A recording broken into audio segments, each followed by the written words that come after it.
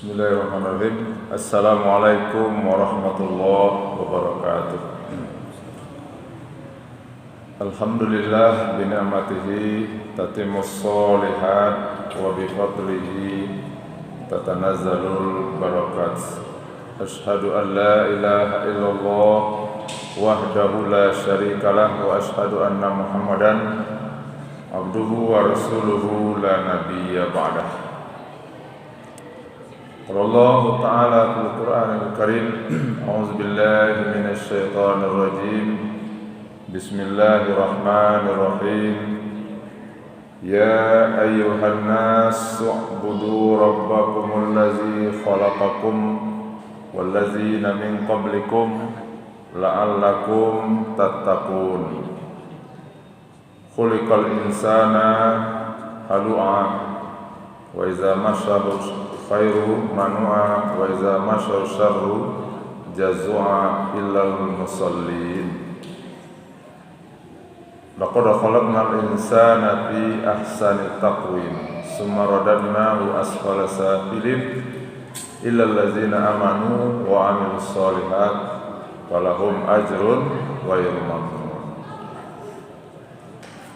Bapak Ibu jemaah maghrib yang dimuliakan oleh Allah Subhanahu wa taala, syukur kita kepada Allah atas segala limpahan rahmat dari Allah kepada kita semua, sehingga alhamdulillah sampai maghrib ini kita masih dalam keadaan sehat walafiat. Ini merupakan nikmat dari Allah. Tentu ini perlu kita syukuri dengan cara adalah menggunakan nikmat itu sesuai dengan keinginan Allah. Apa keinginan Allah? Gunakanlah nikmat itu untuk berbakti, mengabdi kepada Allah. Salawat beriring salam tidak lupa pula kita mohonkan kepada Allah. Semoga selalu dicurahkan untuk kekasihnya, junjungan kita semua Nabi Muhammad sallallahu alaihi wasallam, dengan membacakan Allahumma sholli ala Muhammad wa ala ali Muhammad. Dan kita juga tidak lupa membacakan salam atau memberi salam kepada Nabi kita dengan membacakan Assalamu alayka ya Rasulullah. Nah, kalau kita membaca salam bersalawat, maka salam dan salawat kita dibalas oleh Nabi. Itu yang kita pahami dalam hadis Rasulullah SAW. Makanya saling memberi salam itu adalah merupakan sunnah dari Nabi. Sahabat itu kadang-kadang pintar atau cerdas, ya. Walaupun Nabi menyuruh dululah memberi salam kepada Nabi atau orang lain, tapi kadang-kadang sahabat itu ada yang dia suka kalau Nabi itu membaca salam berulang-ulang. Nah, itu. Jadi ada riwayatnya itu ketika Nabi datang menemui seorang sahabat, lalu dari luar rumah Nabi mengucapkan salam. Orang itu di dalam rumah, dia mendengar Nabi itu membaca salam, dan salam Nabi itu dijawabnya dari rumah. Tapi karena Nabi tidak mendengar jawaban, maka Nabi mengulang kembali membaca salam. Dijawabnya juga salam itu dari dalam rumah. Yang ketiga kali karena Nabi tidak melihat orang itu keluar dari rumah, lalu Nabi baca salam lagi. Baca salam lagi. Nah, dijawabnya lagi.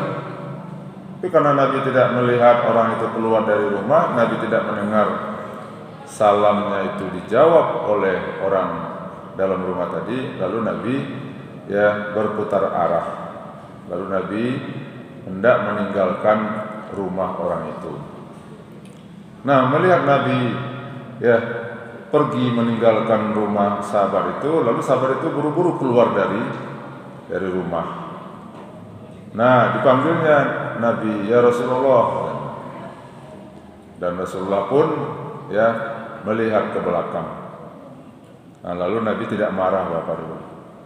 Lalu Nabi bertanya, kemana kamu? Aku beri salam kepada kamu sekali, kamu tidak jawab. Ada aku jawab ya Rasulullah, katanya. Aku beri salam kedua kali, kamu tidak jawab. Aku jawab ya Rasulullah. Salam ketiga aku, kamu juga tidak jawab. Ada aku jawab ya Rasulullah, katanya. Terus kenapa kamu tidak keluar? Nah, perhatikan bapak dan ibu jawaban dari sahabat ini. Apa jawaban sahabat ini? Ya Rasulullah, aku bangga, aku bahagia. Ya, engkau membacakan salam kepadaku ya 3 kali.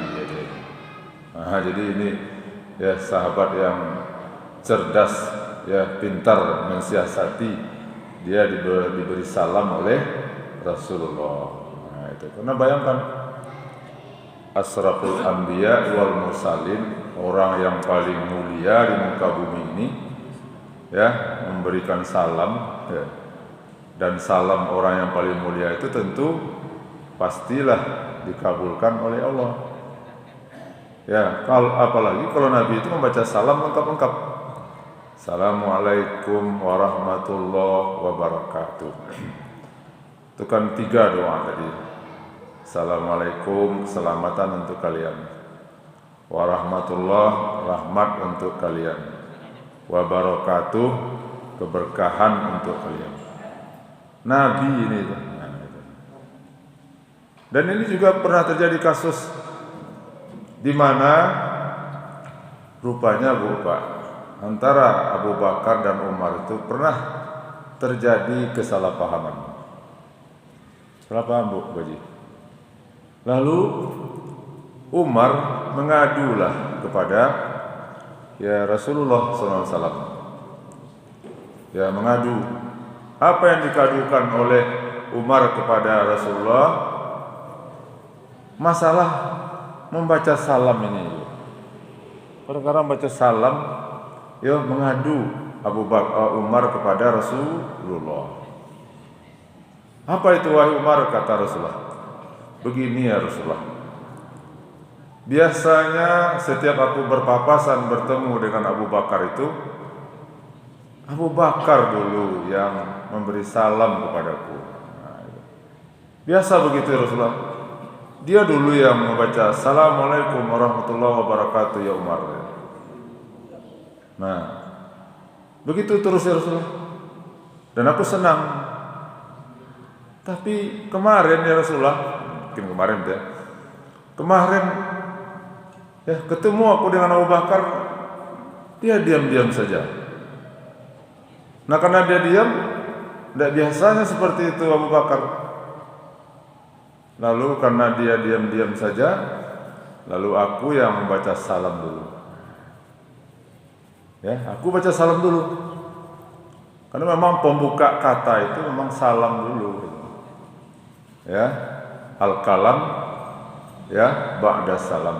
Assalam qoblal kalam. Kalam itu Bu, kalam. Tidak gelap dah. Ya. Jadi kali ini kenapa kok Abu Bakar diam-diam tidak membaca salam dulu? Nah, lalu karena Abu Bakar diam saja, aku baca salam sama dia. Assalamualaikum warahmatullahi wabarakatuh ya Abu Bakar. Itu menjadi pikiran oleh Umar itu. Ya, kalau segini apa namanya itu istilah anak muda-mudanya itu? Apa nama itu ya? Tebak perasaan, nah, baper namanya ya, baper. Nah, lalu oleh Rasulullah sebagai seorang nabi, ya sekecil apapun masalah itu Nabi itu ya melakukan problem solving, diselesaikan masalah itu. Itulah seorang pemimpin itu. Tidak dibiarkan masalah itu walaupun kecil tapi lama-lama jadi besar. Nah, bagaimana cara Rasulullah menyelesaikan masalah? Dipanggillah oleh Rasulullah Abu Bakar Siddiq. Ya, tapi tidak di depan Umar. Tanya oleh Rasulullah, ya Abu Bakar, ya kemarin Umar mengadu begini. Ya, biasanya kata Umar, engkau selalu mendului salam. Tapi kenapa kok kemarin engkau diam-diam saja? Ya. Lalu Umar yang membaca salam, dan Umar merasa ada apa? Nah, perhatikan Bapak dan Ibu jawaban daripada Abu Bakar Siddiq. Kata Abu Bakar, ya Rasulullah, karena aku mendengar dari hadismu ya Rasulullah, bahwa barang siapa yang mendahului membaca salam untuk saudaranya, maka dia akan mendapatkan yaitu keutamaan nanti di surga. Siapa yang mendulukan salam, maka dia nanti akan dibuatkan oleh Allah istana. Begitulah bahasa di sini. Jadi kata Abu Bakar, ya Rasulullah, ambo ndak nama monopoli loh dah. Ya. Maka aku harus bagi terus bagi. Itulah sebabnya Rasulullah, makanya saya ya hari kemarin itu tidak mendului memberi salam kepada Umar. Supaya apa? Supaya ini juga dimiliki oleh Umar. Nah, itu benar. Barulah Rasulullah memahami. Dipanggillah Umar. Disampaikanlah oleh Rasulullah apa motif Abu Bakar tidak mendulu salam ketika itu. Mendengar jawaban dari Abu Bakar yang seperti itu, ya tersentuhlah ya Umar bin Khattab. Menangis ya Umar bin Khattab. Kenapa? Karena begitulah mulianya kepribadian daripada Abu Bakar Siddiq. Yang dia juga tidak hanya memikirkan dirinya, tetapi dia juga memikirkan orang lain. Padahal kedua-dua sahabat ini, Bapak dan Ibu, sudah dijamin masuk surga ini. Nah, tapi apa? Tapi masih haus dengan apa? Dengan pahala. Apalagi awak-awak yang tidak ada jaminan sama sekali. Harusnya awak lebih rakus di dalam ya meraih pahala. Kebaikan. Ya, nah itu.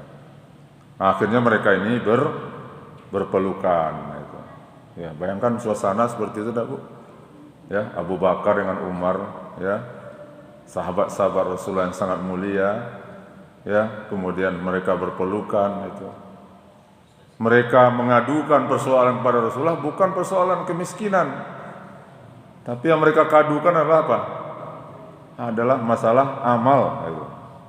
Masalah pahala. Itu.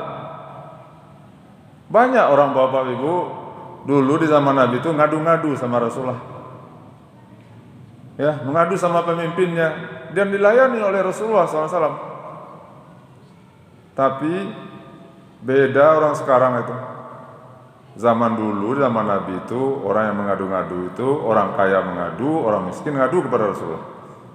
Ngadu. Suatu ketika orang-orang miskin, ya, sekelompok orang miskin mereka berembuk mendatangi Rasulullah SAW. Ya Rasulullah, kata orang miskin tadi, kami ini orang miskin ya Rasulullah. Ini di Madinah ini ceritanya. Kami orang miskin ya Rasulullah. Kami tidak bisa haji, kami tidak bisa umroh, kami tidak bisa sedekah, apalagi zakat ya Rasulullah. Kami tidak bisa ngasih makan fakir miskin. Sementara orang-orang kaya ya Rasulullah, mereka bisa haji berulang-ulang, bisa umroh berulang-ulang, mereka bisa zakat, sedekah, infak, wakaf, dan lain-lainnya. Tentu kami bisa masuk sarugo ke Rasulullah. Itu pertanyaan. Atau bahasa lainnya, dengan cara apa kami ya Rasulullah bisa masuk surga? Itu. Kalau orang kaya sekali sholat di Masjidil Haram ya Rasulullah sama 1.000 kali, 100.000 kali sholat di masjid lain itu. Ya, kalau kami orang miskin ini, orang bangsa itu Pak Rasulullah, zakat kami tidak bisa. Itu. Sementara orang kaya-kaya itu mereka bisa. Ini kecemburuan, ya. Tapi cemburunya cemburu positif nih Pak Bu. Tidak cemburu seperti orang kini dong. Kalau orang kini cemburu ke orang kayo, bau saunya supaya orang kayo itu menjadi orang bansai kali ya. Nah, itu. Dengki nama itu. Kan? Dulu orang-orang miskin itu tidak ada yang seperti itu. Makanya generasi sahabat itu di dalam hadis disebutkan khairu ummati qarni, kata Nabi. Sebaik-baik umatku adalah zamanku. Gitu. Sebaik-baik umatku adalah zamanku. Apa maksud sebaik-baik umatku zamanku, kata Nabi? Bukan dihitung dari segi teknologinya, ya, bukan dari segi ilmu pengetahuan. Ya. Kalau teknologi ilmu pengetahuan, ya jauh tertinggal di zaman Nabi itu. Lalu apanya yang terbaik? Nah, yang terbaik pertama adalah akidahnya. Mana ada orang seperti sekarang, Pak Bu? Ya seperti Bilal bin Rabah. Ya, yang dia dapat hanya satu baru itu. Yaitu la ilaha illallah. Orang kini, maaf itu, belajar udah kesana kemari, bertahun-tahun belajar, tetapi hanya baru batas diilmui, gitu. Tapi belum diaplikasikan itu. Bilal hanya dapat satu kalimat tauhid itu, la ilaha illallah. Tapi ketika dia dipaksa untuk murtad, dia nggak mau. Gitu. Ya. Ammar bin Yasir dengan ayah ibunya gitu. Juga hanya baru tahu kalimat la ilaha illallah Muhammad Rasulullah. Dipaksa, diancam, disiksa oleh majikannya, kan? Supaya murtad. Ya, ketiga-tiganya. Nah, kemudian disiksalah ayahnya Yasir dulu. Kamu murtad? Tidak, katanya. Lalu apa? Dipanaskan tombak yang sedang merah itu ditusukkan ke badannya. Mati. Ibunya juga begitu. Kamu harus keluar. Kafir kembali kepada dari Muhammad gitu. Tidak, katanya. Lalu apa? Dipanaskan tombak itu, kemudian ditusukkan pula. Mati dia. Ya, begitu Pak. Orang-orang dulu mempertahankan ideologi, mempertahankan akidah. Kini orang gara-gara piti 100.000, 200.000, 500.000, 1 juta, tanggal sampai balik Februari nanti, cobalah tuh, banyak nanti itu yang bertukar akidahnya. Ya, makanya Nabi mengatakan khairul ummati ya qarni, sebaik-baik umatku adalah zamanku. Kalah awak pula rancak banak ini kan itu mesaji wa sampai ibadah wa kan itu kan. Tapi orang saya lihat semangat orang untuk ke masjid masih kurang ya. Masjid Nabawi itu Bapak Ibu, Masjid Nabawi itu lantai kasih sedulunya itu. Sehingga jangan heran kalau seandainya suatu ketika ada orang Badui masuk ke Masjid Nabawi tadi, kemudian nyoba pipis di sudut itu itu. Nah, kini yo, kalau Bapak dan Ibu pergi haji dan umrah kan, Masjid Nabawi itu luar biasa. Kan? Tapi orang berjubel datang ke masjid itu dulu, apalagi gini ya.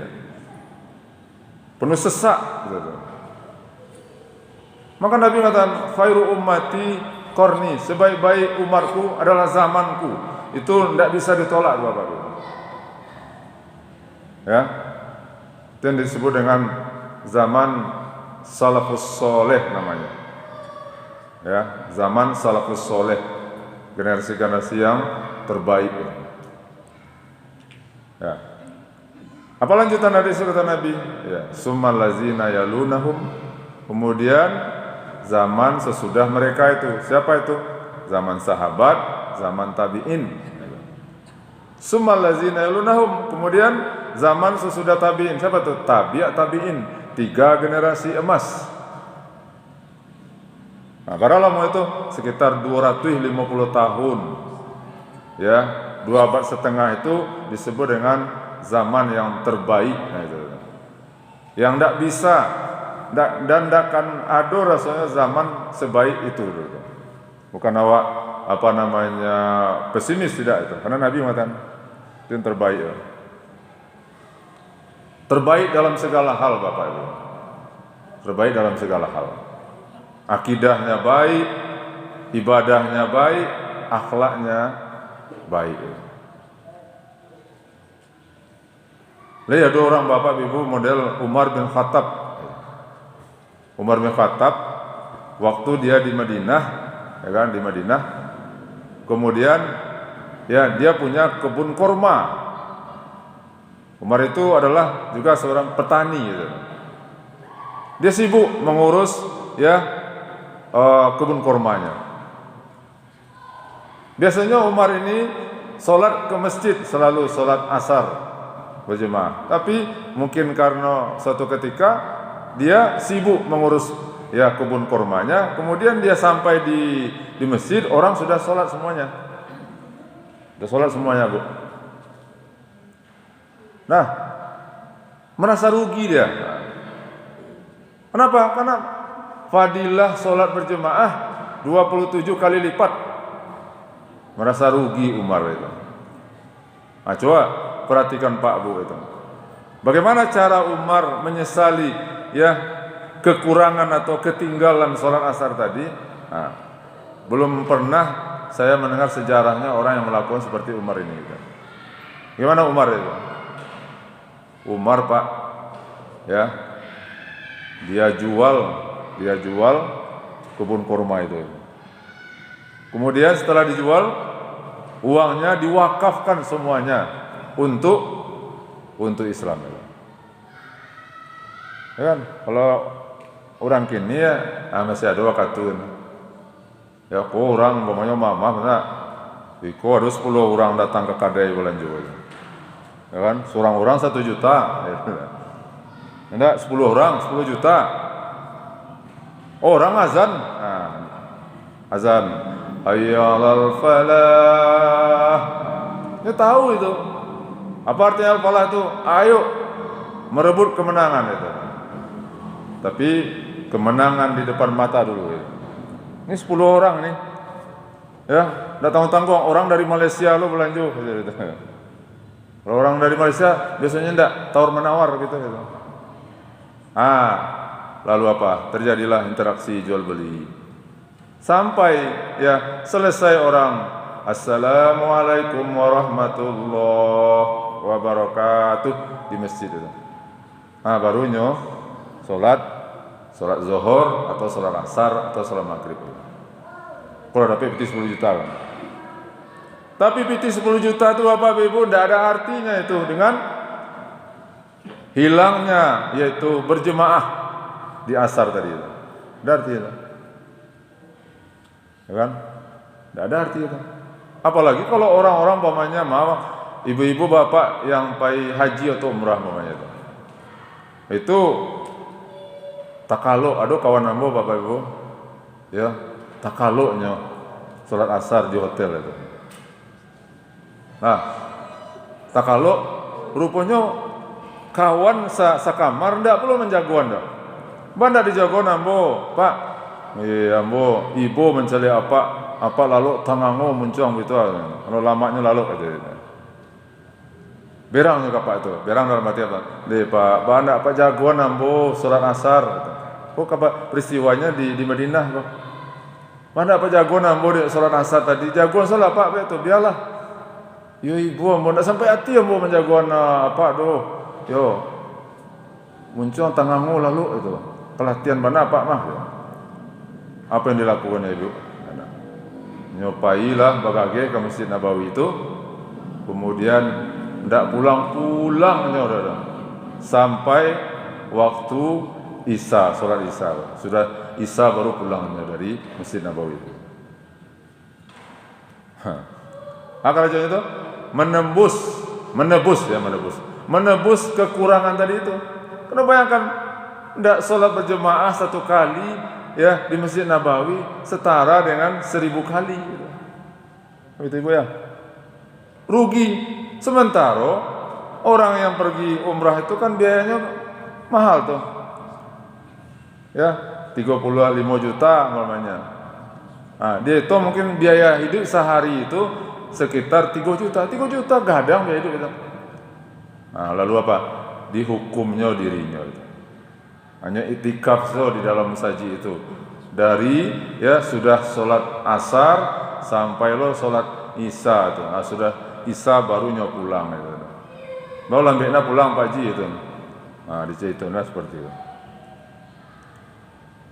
Jadi perasaan merasa rugi itu perlu ditanamkan dalam diri seorang muslim itu. Nah, ada perasaan rugi wak. Ada lo kawan Pak Bu anda kan tuh. Kalau umrah kan nanti kalau di Mekah ada tour namanya. Pergi ke Taif ya. Jarak itu 85 km. Ya kan? Naik mobil sekitar ya sejam perjalanan. Kalau pergi ke Taif itu kiri kanan batu, kemudian nanti kita sampai di Taif. Apa tujuannya ke Taif? Napak tilas, mengenang sejarah bagaimana dulu Nabi dengan sahabatnya Zaid bin Harisah ingin mendakwahkan Islam ke kota Taif itu dulu. Tidak pakai onta. Kalau pakai onta, pakai kuda pasti ketahuan oleh orang kafir Quraisy. Nabi dengan jalan kaki, jalan-jalan setapak gitu. Dengan harapan apa? Bahwa Islam itu akan diterima nanti di kota Taif itu. Bayangkan Ibu, 85 km dari Bukit Tinggi ke Padang itu berjalan kaki gitu. Tidak sama kalau kini doh. Kalau kini bisa ya pane berhenti di kadai orang gitu. Di zaman dulu ya batu-batuan saja, padang pasir. Nah, itu yang ditempuh dari Nabi itu.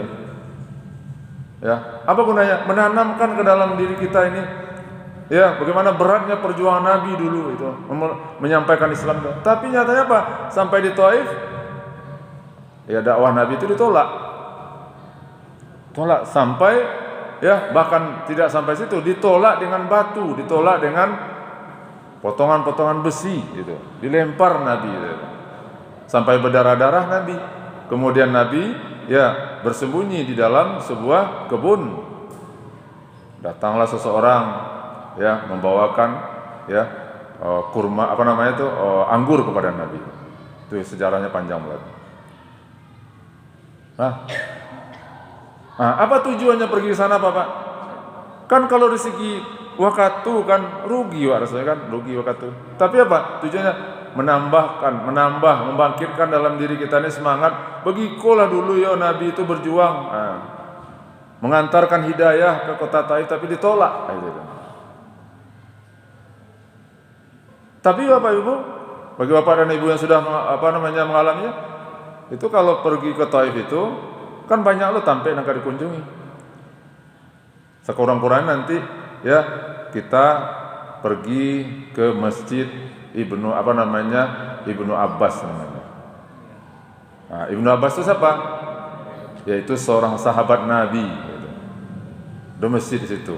Nah, siapa Ibnu Abbas itu? Salah seorang sahabat yang banyak meriwayatkan hadis, yang hafal hadis gitu. Nah, tapi kalau pergi kota itu apa Ibu? Tinggallah sholat zuhur berjemaah di Masjid Haram. Tinggallah sholat ya asar berjemaah di Masjid Haram. Dan maghrib pun kadang-kadang bisa tinggal. Karena biasanya orang habis itu langsung ya mikat. Mikat. Sampai nanti di hotel kadang-kadang itulah sholat maghrib. Tidak tak aja untuk ke Masjidil Haram, apalagi kalau jauh, sholatlah di hotel saja. Hotel kan itu, sholat di hotel. Tapi ada orang merasa wah sholat di hotel kok kurang afdal katanya. Nah, tapi apa? Nah, kalau ditinjau dari segi rugi ya, rugi 3 waktu, 3 waktu awak ndak dapat sholat di Masjidil Haram. Bayangkan sekali sholat di Masjidil Haram sama 100.000 kali. Tapi awak kasih itu bukan hanya mencari pahala saja, tapi di samping mencari pahala adalah mencari semangat.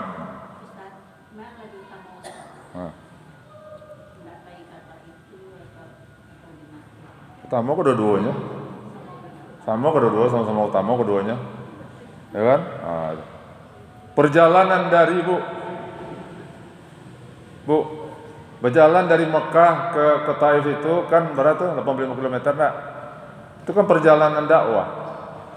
Ya kan? Dihitung langkah itu. Kenapa menelusuri apa? Ya itu tempat bersejarah sana. Kan man kharaja li talabil ilmi bahwa fi sabilillah hatta yarji'. Apalagi kalau niat adalah untuk menapak tilas bagaimana perjuangan Nabi dulu. Jadi ada orang tak namanya itu. Nah, dari segi ketinggalan sholat berjemaah ya rugi kita. Tapi dari segi semangat ya kita berlebih kan itu. Itu Bu, kalau Ibu nanti PAI ya umrah, itu kan kalau ada program PAI situ. Ya, tidak kalah penting gitu. Memang ya tiga waktu kita tinggal, tapi rasakanlah semangat. Sehingga tambah cinta kepada Nabi. Nah, kalau lah cinta kepada Nabi itu, ya, tidak ada yang berat perintah Nabi itu. Tapi kalau tidak ada rasa cinta, walaupun gadang janji pahala dari Nabi, tidak akan terkerajaan orang tuh. Kenapa? Karena cinta itu tidak ada. Itu Bu ya. Jadi balik kita bahwa kata Nabi apa tadi? Khairu ummati qarni. Sebaik-baik zaman adalah sebaik-baik umatku adalah zamanku. Itulah zaman sahabatnya. Banyak Pak Bu hadis-hadis yang memuji dari Rasulullah tentang sahabat itu banyak sekali. Banyak. Di antara hadisnya apalagi kata Nabi, bahwa generasi sahabat itu Bapak Ibu tidak ada satu orang pun yang masuk neraka. Semuanya masuk surga langsung Pak itu. Ada yang masuk neraka. Lupa matan hadisnya. Semua sahabat itu masuk surga semuanya. Kullu sahabat adul. Semua sahabat itu baik. Ya. Kalau awak kok enggak, kalau generasi kini enggak. Aduh, yang langsung nanti masuk surga, alhamdulillah. Aduh, nanti singgah dulu, transit dulu ke neraka. Tapi kalau generasi sahabat, generasi tabi'in, generasi tabi'in, ya itu mereka itu ya masuk surga langsung.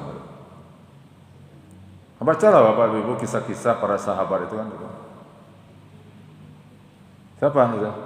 Abu Bakar itu tidak tahu ceritanya tentang Abu Bakar itu.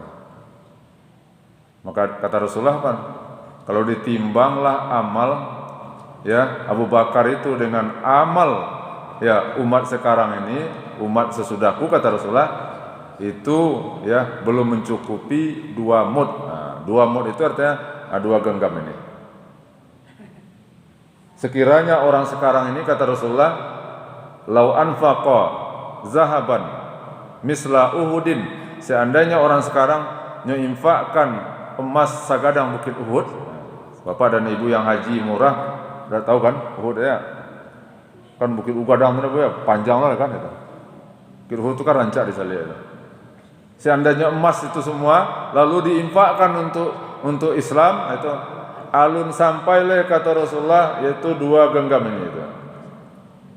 Nah, kok sampai begitu Rasulullah memuji ya generasi sahabat Abu Bakar itu. Karena apa? Kita bukan pesimis itu. Kita tidak merendahkan diri kita gitu. Tapi memang sahabat-sahabat itu adalah generasi yang terbaik gitu.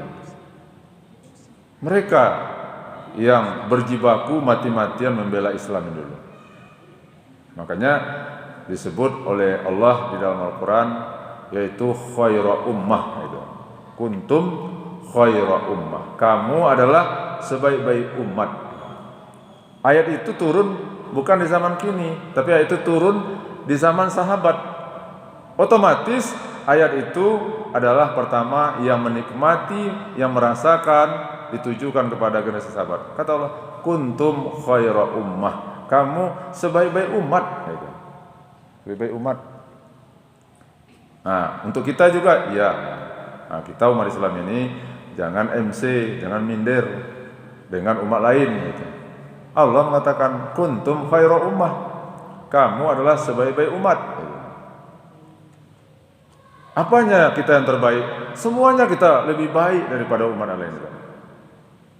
Apanya? Pertama, kitabnya lebih baik. Bagaimana kitab umat Islam Al-Quran ini? Ya, panjanglah ceritanya. Tapi apa? Al-Quran dia tidak pernah bisa diintervensi, tidak bisa dirubah-rubah. Tapi kalau kitab lain itu udah dirubah-rubah, Pak. Ajarannya yang paling terbaik. Bagaimana terbaiknya? Coba Bapak Ibu. Bagaimana Islam ini dulu, Al-Quran ini dulu merubah masyarakat ketika itu. Merubah masyarakat ini luar biasa. Pertama, ya, Al-Quran ini merubah masyarakat yang disebut dengan jahiliyah itu dulu. Pertama dengan tadarruj namanya. Atau tadarruj, Bu? Beransur-ansur. Beransur-ansur turunnya dulu. Contohnya, dulu orang Arab itu suka minum-minuman keras, ya, mabuk-mabukan. Bagaimana caranya? 3 periode, 3 tahap, ya, baru diharamkan. Tahap pertama apa namanya? Yas'alunaka 'anil khamri wal maisir. Mereka bertanya kepada Muhammad tentang khamar, tua, miras. Apa kata Allah? Qul fihima ismun wa manafi'. Katakan Muhammad bahwa minuman khamar itu adalah dosa dan ada manfaat. Apa manfaatnya? Untuk menghangatkan badan. Masih jo minum orang loh, tapi lah mulai berkurang. Kemudian turun lagi ayat. Wala taqrabu salata wa antum sukara. Jangan kamu sholat kecuali dalam keadaan mabuk. Rupanya orang Arab itu, ya, sejam setengah jam sebelum sholat dia hanya minum teler, kemudian waktu sholat ngacau bacaannya, tak apa-apa dibacanya. Sampai kepada Rasulullah SAW, lapor kepada Rasulullah. Sudah tuh turun ayat yang lebih tegas. Jadi berarti ayat yang kedua tadi, boleh minum khamar boleh, tapi jangan kadake waktu sholat. Masih boleh aja, Bu. Masih boleh loh. Sudah tuh beberapa hari atau mungkin bulan sesudah itu turun lagi ayat, baru ayat tegas. Innamal khamru wal maisir wal ansab wal azlam rijsun min amali syaitan fajtanibuhu. Ketahuilah, kata Allah, wahai orang beriman, sesungguhnya khamar, judi, mengandung nasib, ya, bertenun, ya, itu adalah perbuatan setan, tinggalkan. Itu Al-Quran. Kuntum khairu ummah. Apa yang lebih baik, Bu? Kita ini supaya kita tidak recehan menjadi umat Islam, itu. Apa lagi baik? Nabinya yang terbaik. Nabi yang terbaik, Bu. Ya, asraful anbiya wal mursalin. Nabi Muhammad, ya, belum lahir tapi dia sudah lahir namanya, gitu. Ya, apalagi, ya, Nabi Muhammad yang terakhir lahir tapi dia pula nanti pertama yang masuk surga, terbaik, gitu. Dari 123.000 nabi, maka dipilih oleh Allah, ya, itu dari semua umat manusia. Maka dipilih pula 25. Dari 25 itu 5. Dari 5 itu maka nabilah, ya, yang sebagai asraful anbiya wal mursalin. Apalagi yang terbaik, Pak, Bu? Umat Islam ini umat yang terbaik. Bacalah sejarah, Bapak Ibu, di mana saja. Bagaimana dulu Islam itu, para sahabat itu menaklukkan daerah-daerah itu, terbaik semuanya itu. Coba perang apa, Bu? Perang pertama, perang Badar, Ibu, ya. Perang Badar, jumlah, ya, orang kafir Quraisy 1000, jumlah pasukan Nabi hanya 313. tapi bisa menang itu terbaik. Perang Uhud ya sudah bermenang, terbaik umatnya. Dan dunia ko Bapak Ibu, dunia ko sudah dipegang oleh Islam selama berapa? Sampai belah abad lamanya Islam memegang dunia ini. Kini ya Amerika yang megang itu. Dulu Islam. Jadi tidak usah minder, tidak usah salut. Wah hebat orang non Muslim itu. Usah akidah itu. Orang harus bangga dengan Islam. Dulu di abad ke-7 itu, ya orang Islam itu sudah mandi pakai sabun, sudah pakai shower itu, sudah pakai pakai itu bu, nah itu sampai mandi bantuan itu betap, betap itu abad ke-7. Sementara orang Eropa itu tidak tentunya sabun itu, makanya istilah sabun itu kan itu orang Arab, orang Barat memakai istilah itu sop kan, itu kan sop itu sabun namanya. Orang Islam di abad ke-7 itu lah mandi pakai betap itu, pakai shower itu. Nah, orang-orang Eropa itu, orang Barat itu masih mandi di tabe-tabe, di kolam-kolam itu mandi itu. Tentunya sabun itu. Islam dulu Bapak Ibu. Makanya Allah katakan kuntum khairu ummah, kamu adalah umat yang terbaik. Tapi dulu, sekarang apa? Sekarang sudah berubah. Ternyata dunia ini dikuasai oleh orang-orang kafir itu. Nah, kenapa? Itu. Ada buku yang dikarang oleh seorang ulama. Ya. Kenapa? Limaza ta'akhkharal muslimun wa taqaddama ghairuh. Ada buku itu yang dikarang oleh seorang ulama di Mesir, namanya Amir Shakib Arslan. Limaza ta'akhkharal muslimun katanya. Kenapa sekarang orang Islam itu mundur gitu? Wa taqaddama ghairuh, dan kenapa orang-orang di luar Islam itu maju? Ya maju gini. Teknologinya maju macam enggak itu. Salah satu jawabannya adalah itu. Kenapa? Itu. Qu'udul juhala anil ulama.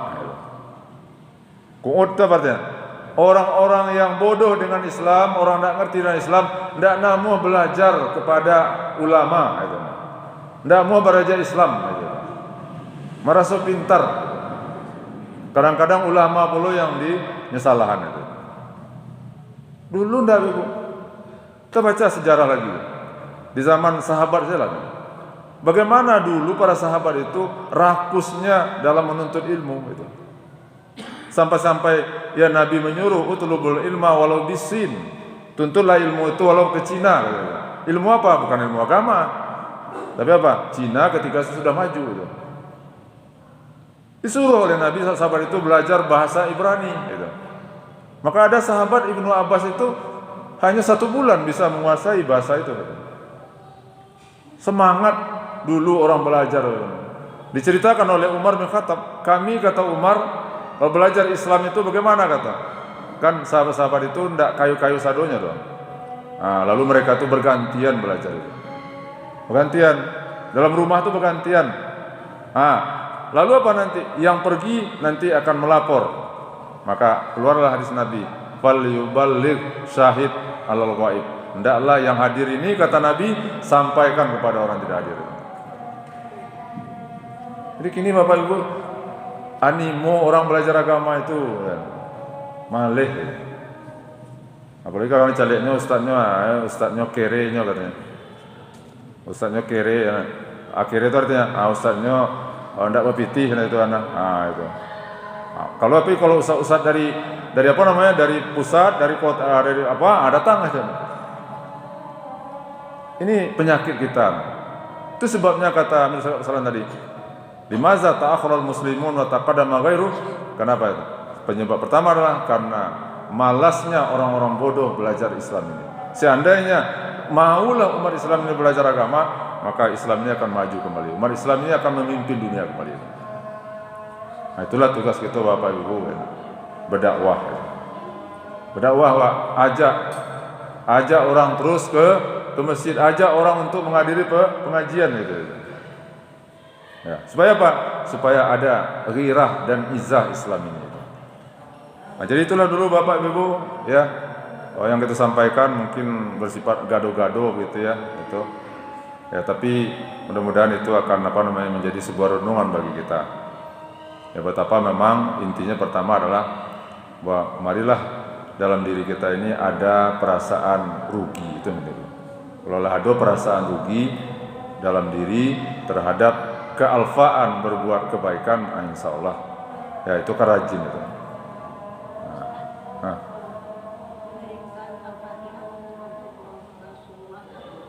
Mengirimkan Al-Fatihah untuk Rasulullah ya, di mana bu dapat itu?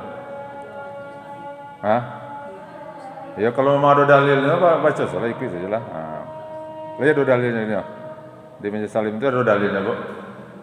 Ada dalil. Nah, kalau ada dalilnya ikutin aja kan itu kan. Ya kan? Kamu tidak berani lo ngecanda do. Cuma namu lu bersobok yang dalil yang disuruh kita kepada Rasulullah itu salawat, ya, memberi salam. Itu yang kita disuruh kena. Nah itu. Tapi membacakan Al-Fatihah untuk Rasulullah itu boleh untuk dalilnya itu. Salawat nanti jali salawat salam.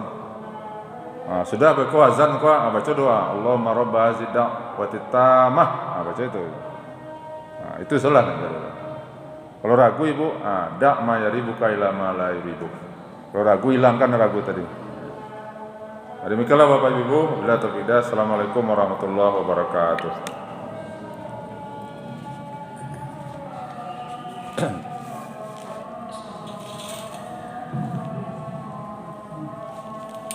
Allah